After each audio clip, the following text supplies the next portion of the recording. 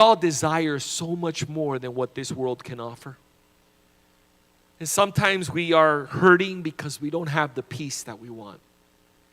Sometimes we're hurting because we're fighting, because we're struggling to just find that place of joy in our hearts. And we all fight this battle. And yet, there are some who are going through situations that seem more than we can possibly handle.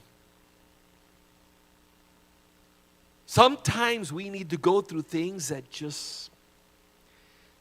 they feel like they are more than we can handle. It is to them, it is to us, in those particular moments that God has a word for us tonight. There are two contemporary worship songs that have had a profound impact in my life as of late. I love worship music. I love Christian worship music. And both of these songs speak about the same thing, but from a slightly different perspective. The first is a song named Fourth Man in the Fire. And it's sung by Bethel Music. And I was looking at the lyrics today, and I pulled out some lyrics because I want you to listen to this song. I want you to listen to the words of these lyrics. The song begins by saying, "Who is this man I see, standing in the flames, coming close to me?"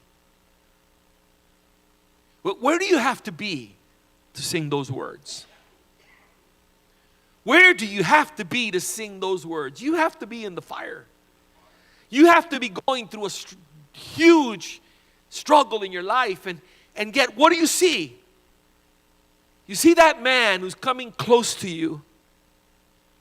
It goes on to say in the chorus of the song, "You are above it all, but you stand here. Fourth man in the fire, conquering my fears. You are above it all, but you draw near. Walking on the water, I will meet you here. Yes, I will meet you here." It's a divine appointment. It's a divine appointment to meet him here in the fire.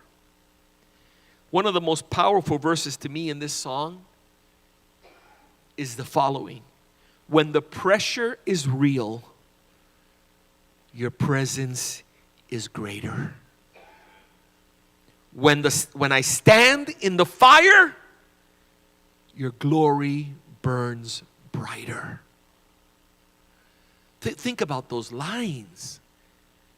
And I was listening to the song again and again and saying, Lord, this song ministers to me because it is an incredible reality to us.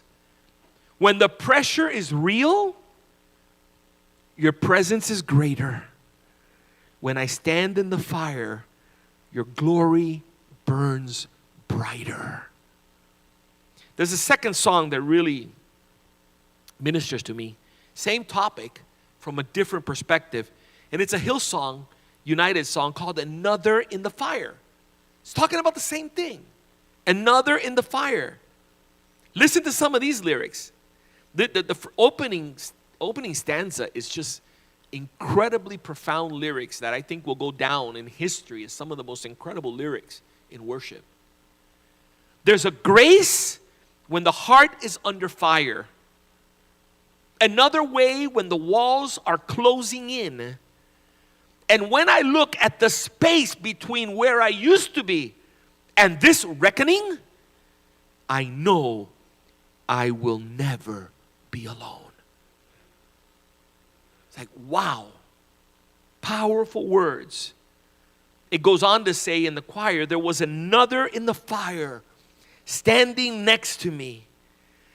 There was another in the waters holding back the seas. And should I ever need reminding of how I've been set free, there's a cross that bears the burden where another died for me." there is another in the fire. See, the cross is the ultimate fire that Jesus stepped in and took our place. He stood in the fire in our place. It goes on to add several new layers to that thought. And should I ever need reminding what power that set me free, there's a grave that holds no body, and now that power lives in me. There is another in the fire. And should I ever need reminding how good you've been to me, I'll count the joy come every battle, because I know that's where you'll be. What makes these songs so powerful? I believe that they move us because we can relate. I think they move us because we can relate. We all know what it's like to find ourselves in difficult times. Some of us have experienced suffering and pain beyond what we thought we could endure. Some of us face mountains this very day that seem so high and so insurmountable that we wonder, God, how am I ever going to make it through this? That's where we want to go tonight. That's where we want to go tonight. We're going to be spending some time tonight in the 3rd chapter of Daniel, the prophet. So I want you to open your Bibles there, Daniel chapter 3. Because both of these songs, and even the lyric we saw from the song we sang today, all make reference to the same thing.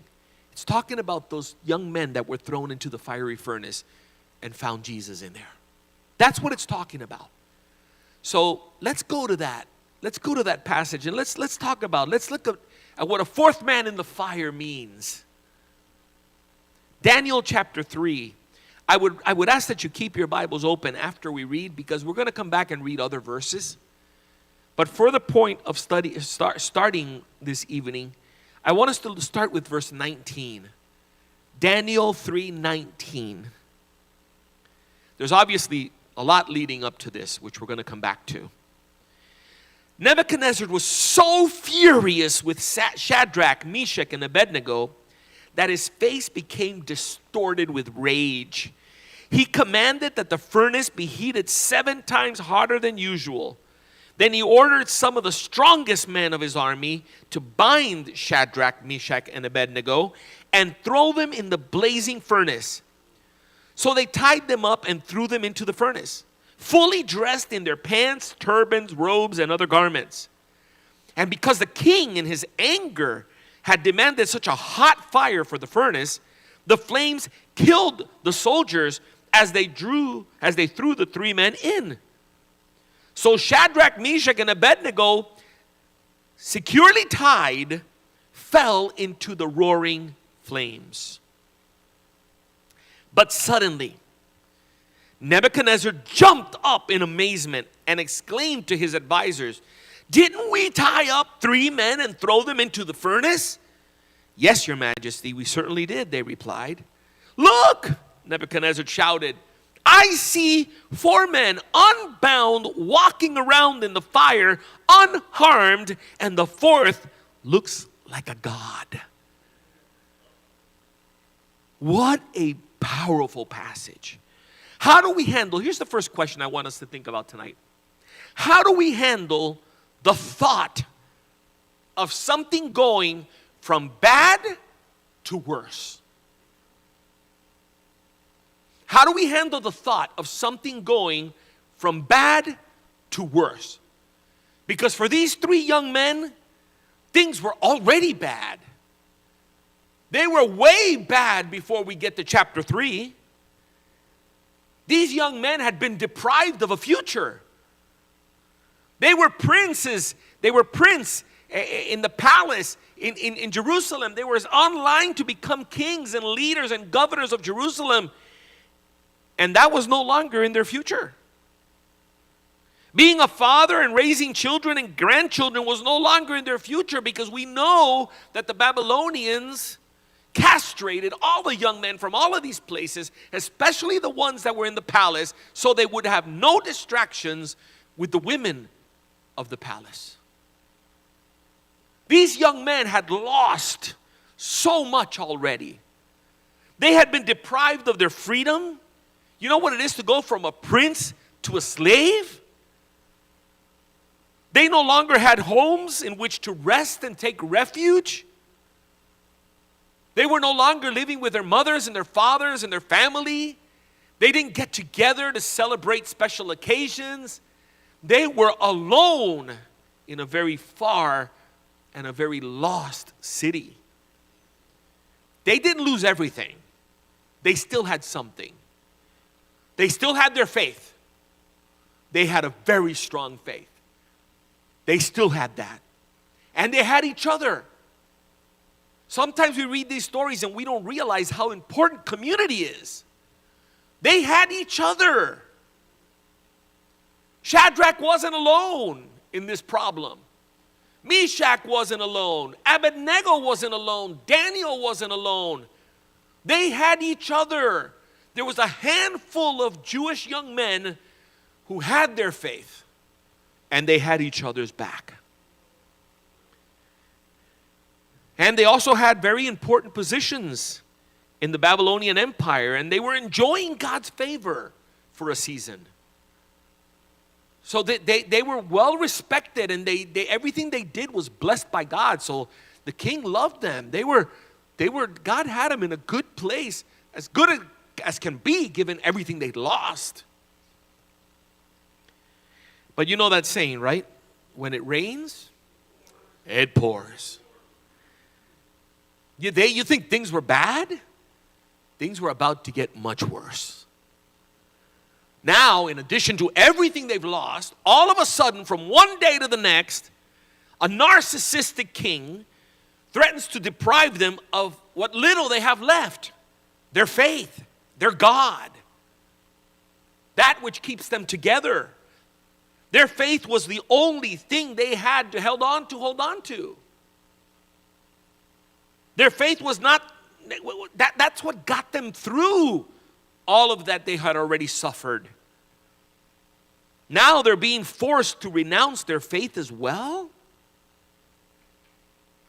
Now, what were their options?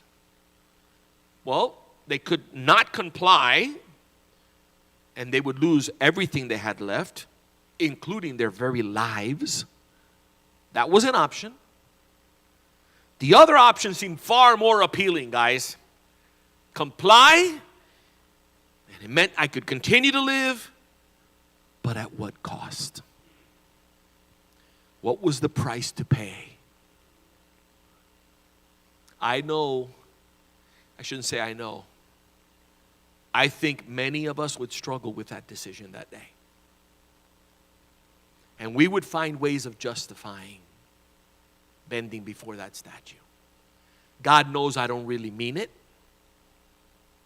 So I'm going to do it just to appease them. God knows I don't really mean it. God, you and I are good. This is just for show.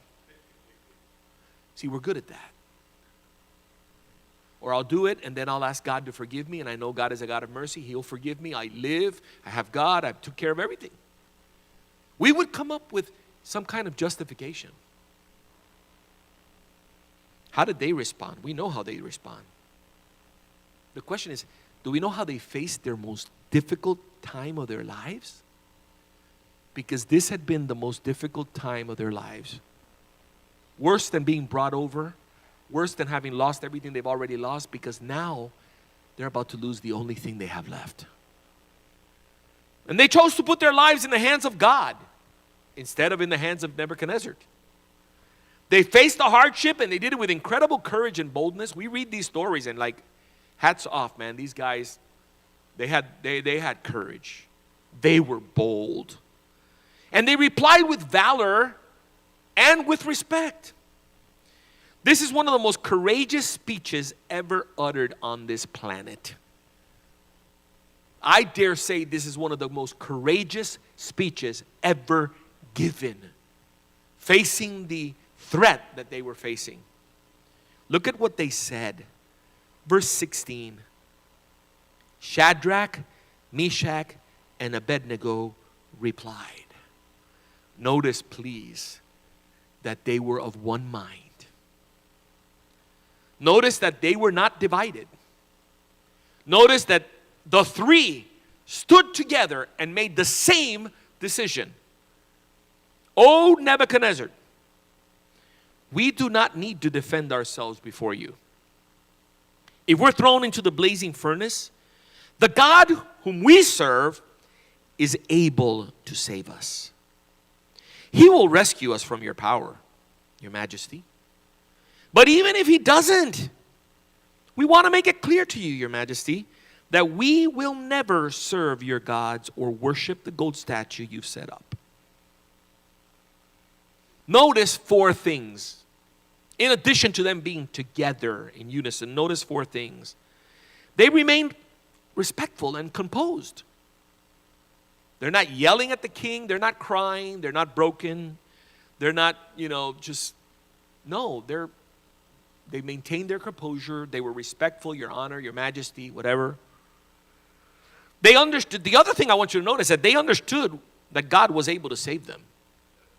They said it. Our God is able to save us. They knew that. Hands down, they knew that because they've seen God do it over and over again. But notice also that they understood that God may choose to let them die in the furnace. They knew that too.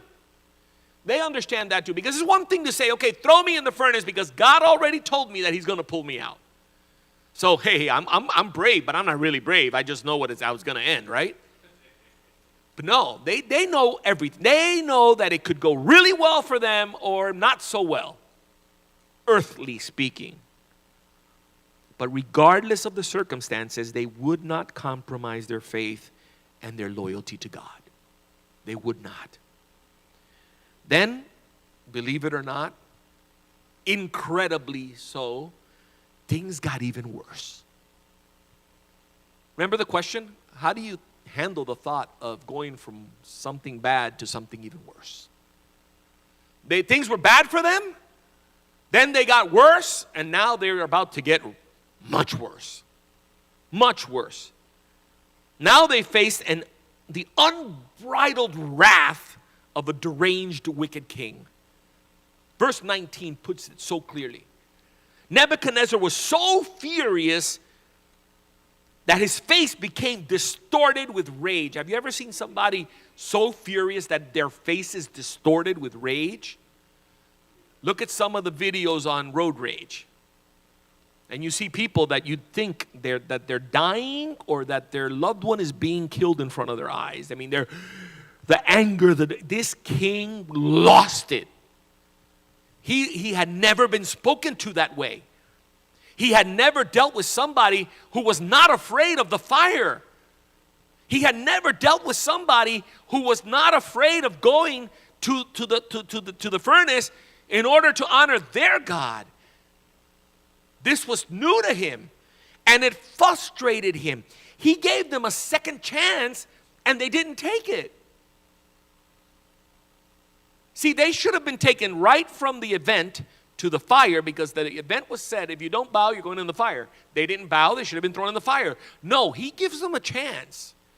A second chance. Why? Because he likes them, because he knows what they're doing in the palace is amazing, because God is with them. The blessing, God has given them favor. So he brings them to give him a second chance, and from his perspective, these hard-headed idiots are not taking, they're not going to take my second chance? They're going to speak to me like this? Oh, he lost it. And as if a fiery furnace isn't bad enough, let's heat it 7 times hotter. And trust me, this is not allegorical or metaphorical. They heated it 7 times hotter because what did they use these furnaces for? They used these furnaces for the bricks that needed to be put in the furnace to be made into a brick for construction. And they needed to heat it up even more when they were doing metal work, because they refined metal to be able to work, and to melt metal, you need a lot of heat. These ovens, these furnaces were set up in such a way where they could increase the heat to the point of melting metal and all the metals.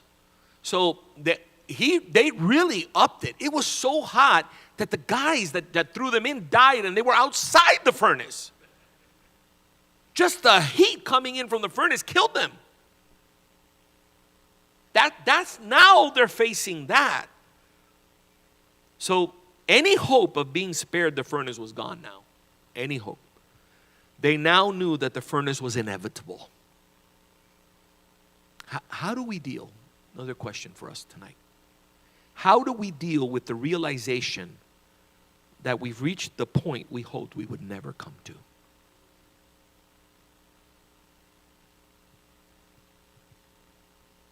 How do we deal with the realization that we've reached the point that we thought and prayed and hoped that we would never come to? And now it's inevitable. What happens when we find ourselves in the fire? See, how do you prepare for what seems to be a horrible death? A horrible fate. Horrible suffering. How do you prepare for that? I think they had time to think about it. You know that, right? We read this and it seems like everything happened in 30 seconds. No, they had time to think about it. The king summoned special soldiers to take them in and carry out the execution. They had to get the ropes to bind them. Then they had to bind all three of them. Then they had to be carried one by one up to the top of this furnace, the upstairs, up to a furnace to drop them in.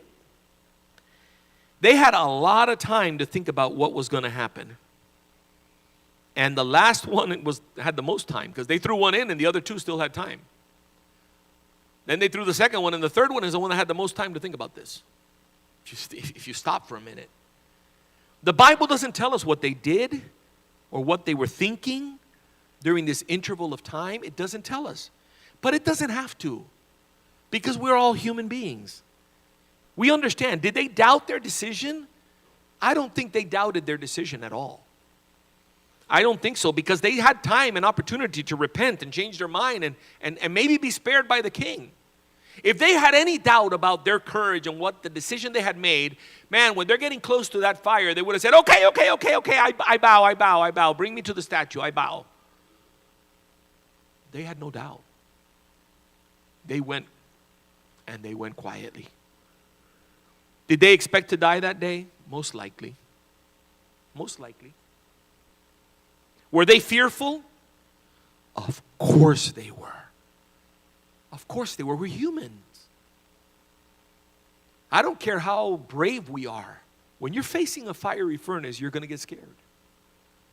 You're going to have fear in your heart. That is normal. What is abnormal is not to feel any fear. Then something's wrong with you if you don't feel any fear. It's absolutely normal. I remember I had a hard lesson in this. God allowed me to learn something without having to really suffer a lot, but just enough to get me to understand something. See, I always had this idea, this notion, that, I'm not afraid to die. Yeah, I'm not afraid. I know what's waiting for me. I'm going to be with Jesus. And you know what? It's easy to say that. It really is easy to say that when everything is good. I remember I was having a bad cough. I had a high fever. I had just come from a trip, and when I wasn't preaching, I was in bed with 104 fever. I was dying sick. So I go to the urgent care at Baptist. I shouldn't mention the name because now I'm going to tell you, please don't ever go there. That place has given me a couple of scares already, and they've been false alarms. But anyway, so I go there, and that time they did an X-ray of my lungs to see why the coughing, and the doctor comes in and says, I see a very dangerous spot on your lung that doesn't look good. You need to go to the Baptist hospital and get that checked out. My legs almost buckled underneath my feet. I walked to my car and I sat in my car and I was shaking. And at that moment it hit me and I said, wait a minute. Don't I always say that I'm not afraid of these things? And now I have what may be something and I'm already freaking out. I learned a lesson. It turned out not to be anything. Thank God. But you know what? Okay, lesson learned. I'm not going to be bragging about things I don't understand. It's a hard lesson. I tell you not to go there because, side note, another doctor there told me I needed to go from there to the hospital in an ambulance because I was having congestive heart failure. I said, no, I'll drive myself. I feel okay. So I drove to the hospital. They did a battery of tests, and the doctor said, I don't know what he's talking about. You don't have anything. Like, dude, I told Daisy on the phone. She was freaking out. Everybody, like, the doctor says, I'm congestive heart failure. Take an ambulance. You're about to die. I had nothing. Nothing. So don't go there. But anyway, so were they fearful? Absolutely. I think of course they were. Now, were they trusting God? Yes. Because trusting God in the midst of your fear is a good thing. That's the way we should respond. We have fear, but you know what? We trust God. I believe they were probably praying and worshiping as they were being taken to the altar. Because that's what they did. That's what they did every day. When things were good and when things were bad. I imagine that's how they got through all those dark nights away from home. I imagine that's how they got through being castrated. I imagine that's how they got through all these difficulties in their lives, by praying and singing songs to the Lord and worshiping and just connecting with God. They were actually probably getting ready to meet Him face to face. You know that prayer when you know you're about to go? Okay, Lord, hey, I hope everything is good. If it's not, please fix it. Forgive me. Whatever, you know, I think I'm good, but if there's something I missed, you know, we want to make sure we're good. They were probably getting ready to receive their reward because they were afforded the knowledge of knowing exactly when they were going to pass. And they were heading up those stairs now. And they could feel the heat coming out of that thing. Now, how can we be encouraged when we find ourselves in the fire? How can we be encouraged? I think encouragement comes when we realize that we're not alone. I think encouragement comes when we realize that we are not alone. They had a surprise coming. I don't think they were expecting what God had planned for this moment. They knew God was able. But one thing is to know that God is able to do something. Another one is to be like, okay, where is it? Like, I'm waiting. I don't think they were expecting it. They certainly didn't expect to meet the person they met. The angel of the Lord, you know, the Messiah before He came, you know, with all of His glory and splendor. The literal text in Hebrew says he shined like a sun. That means that He was beaming like the sun. That's why they called Him that He looked like a god. To see Christ in all of His glory, I know that they were not expecting that. That was a surprise. They were not alone in that fiery furnace. All of a sudden, they realize, you know, I just picture it with me. You know, they're tied up. And they're thrown down this thing. They fall like probably like 8 or 10 feet, hit the ground hard because they can't defend themselves. They're from landing because their hands are tied. They boom against the floor. And when they realize, the first thing that they're going to realize is, hey, it doesn't hurt. Why am I not burning? I don't feel any heat. Am I already dead? Like, what their mind is trying to wrap around the fact that, hey, I'm not feeling any pain. I'm not burning. I'm not dying. What's going on here? The only thing that burned was the ropes that had them bound. Because the Bible tells us that not even their hair singed. And you don't have to be in fire for your hair to burn. The heat in the air burns your hair. If you've ever been close to a fire, you know that your hair burns. Their hair didn't burn. Nothing. And don't tell me, oh, well, you know, it wasn't really that hot. Because the soldiers died on the outside from the heat. When they look up from the floor and they see the most amazing, most sight imaginable, they see Jesus in all of His glory and splendor, picking them up off the ground and encouraging them. I love how the king sees it. His own description is priceless. He says, I see 4 men unbound, walking around in the fire unharmed, and the fourth looks like a god. They were saved by God, by the God to whom they had been faithful. They were saved by their God, the God that they had been faithful to. Please note something that is really important here. Either way, they were going to be saved. And they knew this. That's why they said to the king, he's going to free us of you. One way or another. Like, they were going to be saved no matter what. You know, by surviving the furnace, obviously they were saved. They were saved from dying that day. But if they would have passed, they would have been saved too.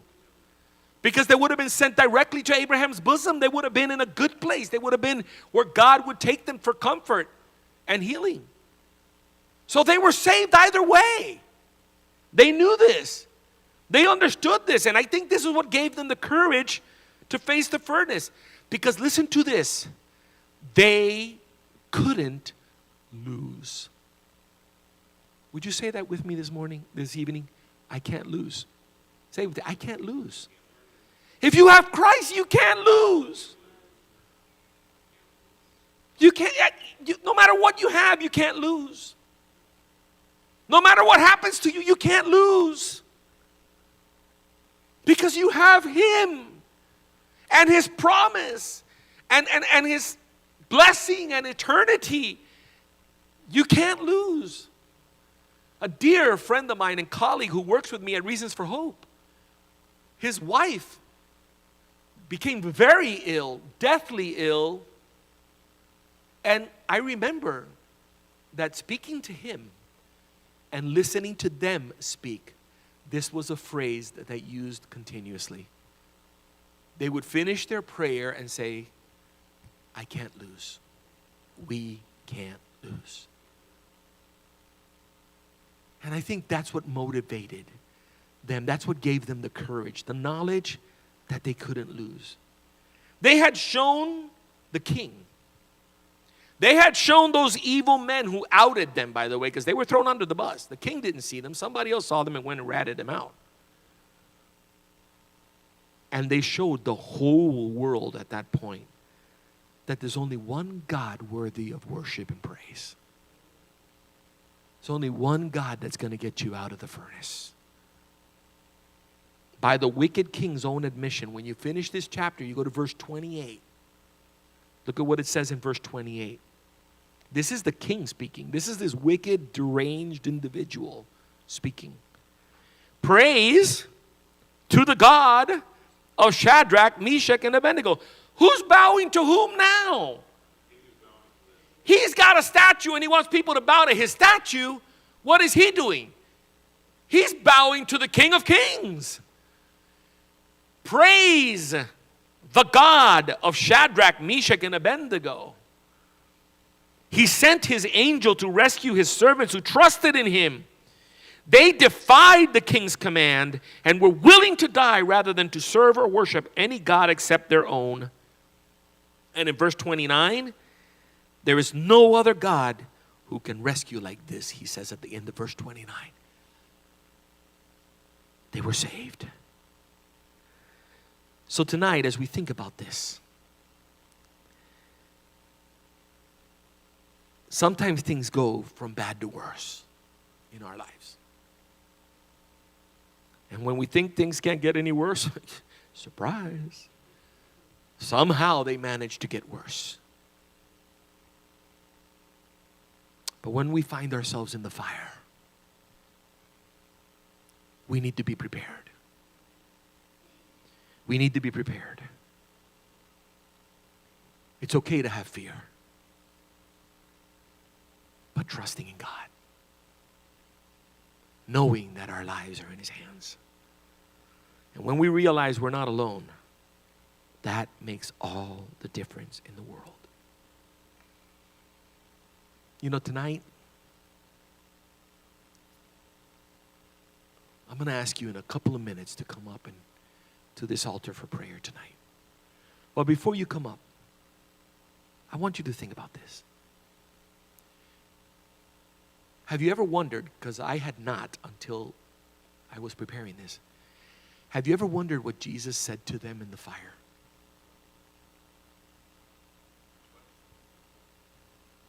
What could Jesus tell these men in the fire? I wish I knew. I wish I knew so I can tell you the same thing tonight. I think that would encourage you as you face the difficulties that you face today. I wish I knew what Jesus said to them. And I would say it to you today if you're in the fire. But I can tell you this. You're not alone. You're not alone in the fiery furnace. Like Shadrach had the other two, and Meshach had the other two, and Abednego had the other two. If you're in the fire, you have us here. You're not alone. We have each other for support. But most importantly, Jesus is in the furnace with us. What did that song say at the beginning?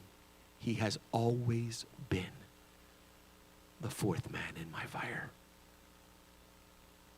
He has always been the fourth man in my fire. I need to tell you, if you're watching online, Gio, you're not alone in the furnace, my brother. Jesus is in the furnace with you. Clarabelle, you're not alone in the furnace. Jesus is in there with you. I say the same thing to everyone here tonight. You're not alone in the furnace. Jesus is with you. Jesus is with me. I wish, and my prayer is that our eyes would be opened and we would see that we're not alone.